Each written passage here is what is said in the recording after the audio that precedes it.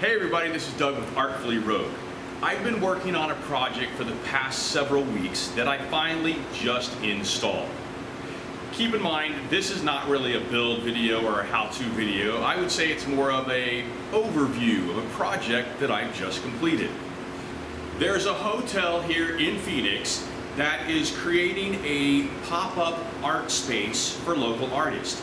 So I'm going to be creating a couple of doors, a rolling stage, and a storage chest for the artists to keep their materials and supplies in. So let's get started. Alright, so part of the Palomar project is a stage, an 8-foot by 8-foot stage that's going to be behind the doors and in this alcove. So I made it easier to manage as opposed to doing 8-foot by 8-foot. I went 4-foot by 8-foot. And because it rolls in and out of position, it's on wheels.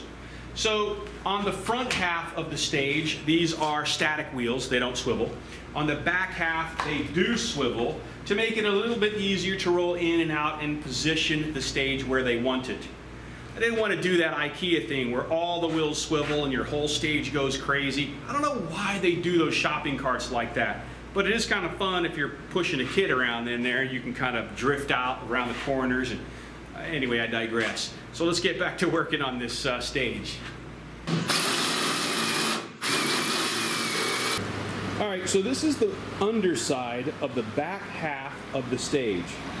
The reason I'm showing this is because I've added electric capabilities to the back end of the stage. So when this actually rolls out, they will be able to plug in right over here, okay? And about mid-stage up on the right-hand side, they're going to have a plug that they can plug into to get a light or any type of little power tools that they might need. For the artist storage chest, I'm actually using a piece that I've had here in my shop for quite a while. I was going to make it a hostess station, but I figured I'll add the paintbrush on for a handle, and now all I need to do is just add a top, and I'm going to get to clean up my shop a little bit. So I'm using the restorer here with the Scotch-Brite pad to kind of take off any of the extra scale. I am also now using a cutting oil. I don't know why, but I just like the way it looks on the steel when it kind of penetrates the steel. And I've noticed it also helps pull up any of that scale dust that's left behind for the Scotch-Brite pad. Make sure you kind of like, you know, get it really smeared in there. Cutting oil is a little heavy. So then I take a clean cotton cloth and I'll go back and remove any of the excess cutting oil. That way it also pulls up any of the excess scale dust that's left behind. And when I don't have a degreaser, I'll use a glass cleaner because it also removes a lot of the oily residue. And you really get a nice finish with the top of your steel whenever you use this glass cleaner. It was funny, when I picked this thing up, I didn't realize, oh, this is actually a little bit heavy. And I think it was a 3/16 plate that they had in the offcut section at my steel yard. So I think the heat must be getting to my brain. I just spent the last 15 minutes sanding and grinding and polishing the wrong piece. This came in a 46 by 48 sheet that I picked up from my metal yard, and I had cut it in two so that I could have the right size. When I put this thing on here, my first thought was, crap, did I just cut this piece wrong?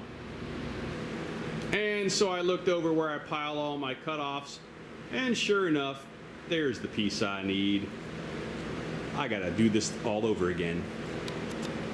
Alright, so I'm going to weld this from the inside, that way this area stays nice and clean.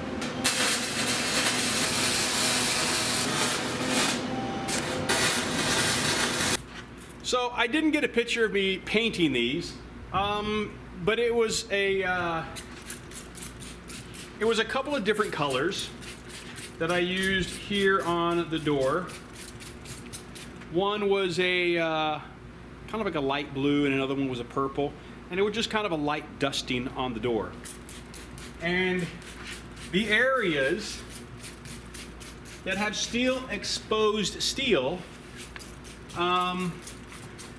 will be affected by the vinegar. that I am spraying on here right now.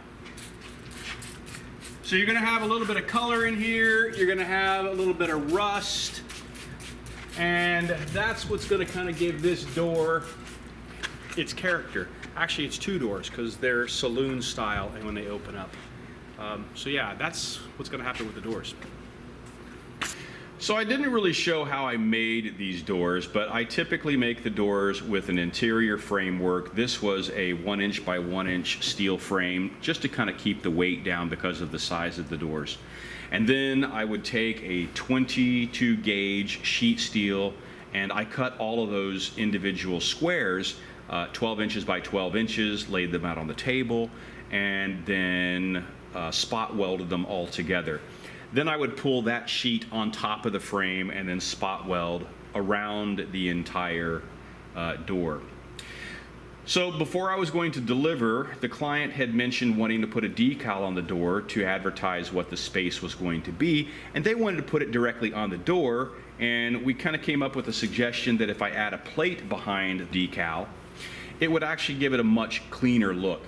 And personally, I like the fact that the white decal is on a black background. It really makes it stand out a little bit more. So I typically kind of get caught up in my work and sometimes I forget to video. But this is just all of the stuff going to the Hotel Palomar on the trailer going to the Hotel Palomar. I'm not sure you really wanted to see me load all this stuff. So let's head to the Hotel Palomar. Okay, doors are installed for the new art lab here at the Hotel Palomar. And when you open up, you've actually got a rolling stage and an artist storage area. And then behind here is actually a little restaurant bar called the Blue Hound. So it's going to be a really cool space. Thanks for taking the time to watch this video. It is greatly appreciated. If you haven't already subscribed, please do so now. If you liked what you saw, give me a thumbs up and make sure to leave some comments. And I would also like to thank my top Patreon supporters, Barry Rush, Judy Clothier, and Funkiss Artistic Creations. And I'll see you in the next video.